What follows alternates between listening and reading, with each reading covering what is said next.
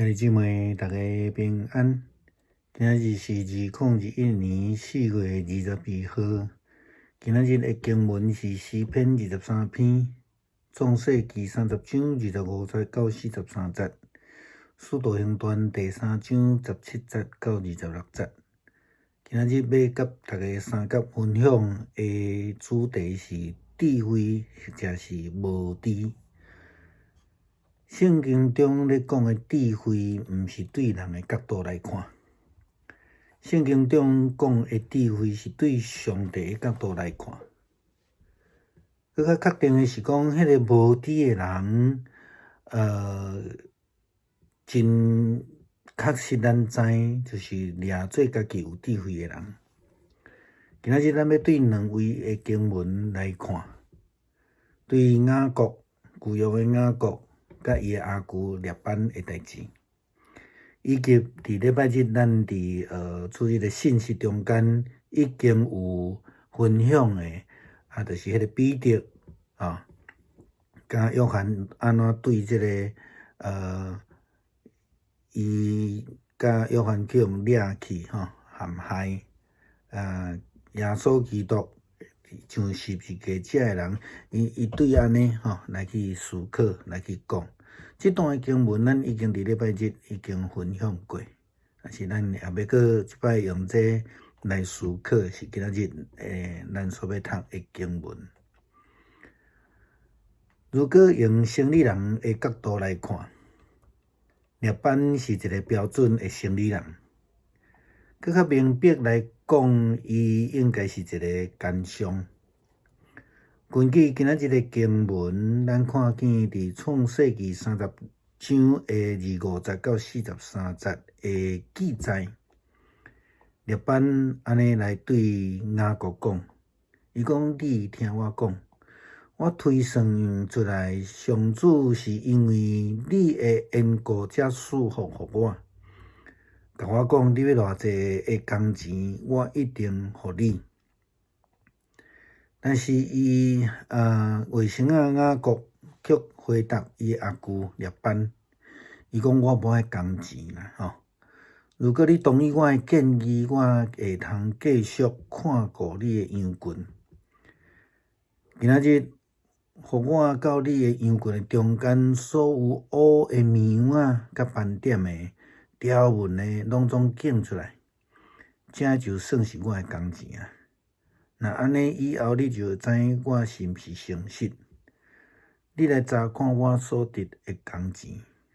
若是伫我的羊群中间发现无斑点的、无条纹的羊，也是讲毋是乌色的绵羊你就知影迄是我偷来。然后列班就安尼做，当迄日伊却将所有的有条纹的、有斑点的公羊骨、公山羊甲有条纹、有斑点以及蓝杂有白色的母山羊拢拣出来，也将所有的乌色绵羊拣出来，叫家己的囝来看顾，然后就将这的羊带走，到这个雅各隔离差不多3日路程的所在。雅各就牧养这个列班所有其他的羊群。相信列班可能安尼做，掠做家己真有智慧。伊搁对这羊群动骹手，伊掠做安尼，雅各就拢无办法啦。但是伊袂记伊拄甲雅各所讲迄句话，伊讲：你听我讲，我推算出来，上主是因为你的缘故才赐福互我。其实雅各伊所要靠的材料，毋是伊家己，上帝是伫雅各的后壁面，上帝是因为雅各的缘故，才有赐福互列班。雅各所倚靠的毋是家己的气力，伊毋是倚靠伊家己，伊所倚靠的是背后迄个上帝。伊会靠山，列班却掠做家己的力量，伊阁认为家己真有智慧，敢真正是安尼？当然毋是啦吼。彼得甲约翰伫圣殿的美门口，奉耶稣基督的名来医治一位生来就歹骹的人，后来去互犹太的长官来掠去审问。则着安尼，彼得伫遐就来为着耶稣的国活来做见证。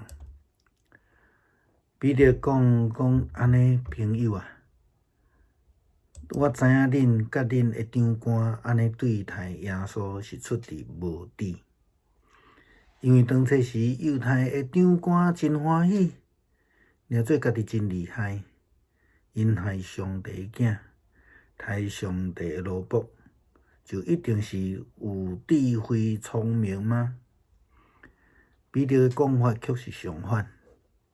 较明白来讲，彼得甲这犹太教的长官讲：恁莫掠做家己真聪明、真有智慧啦，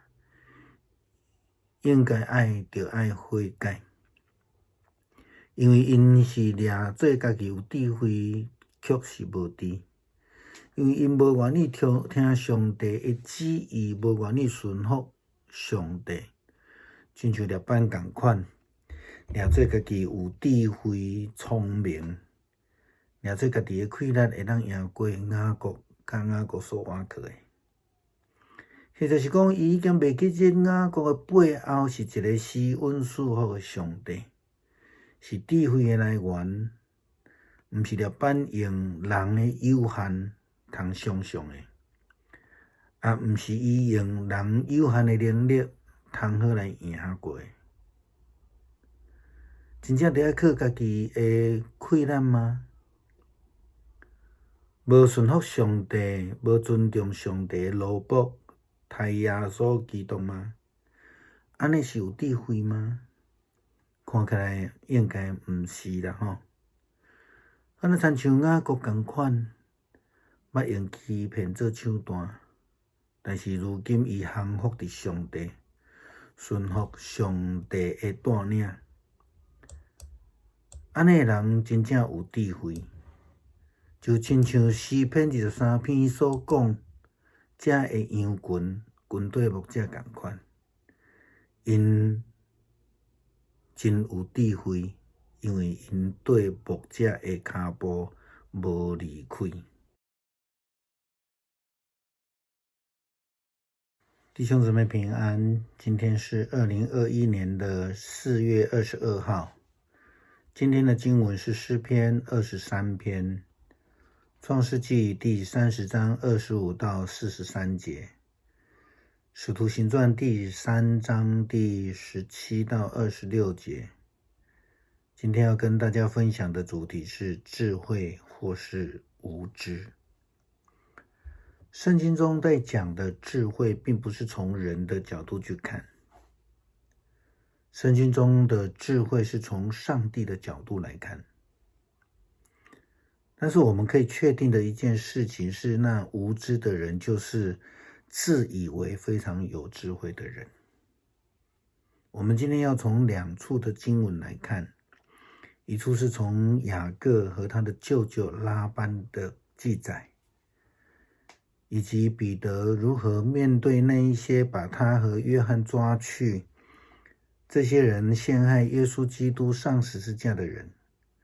这一段经文我们在上个礼拜的主日讲道当中已经引用了，我们今天还要继续来思考一下圣经要告诉我们的话。我们如果用一个做生意的角度来看的时候，的确拉班是一个标准的商人，或许我们可以更明确的说，他是一位奸商。根据今天的经文，创世纪30章25到43节，拉班对雅各说：你听我说，我推算出来，上主是因为你的缘故才赐福给我，告诉我你要多少工钱，我一定给你。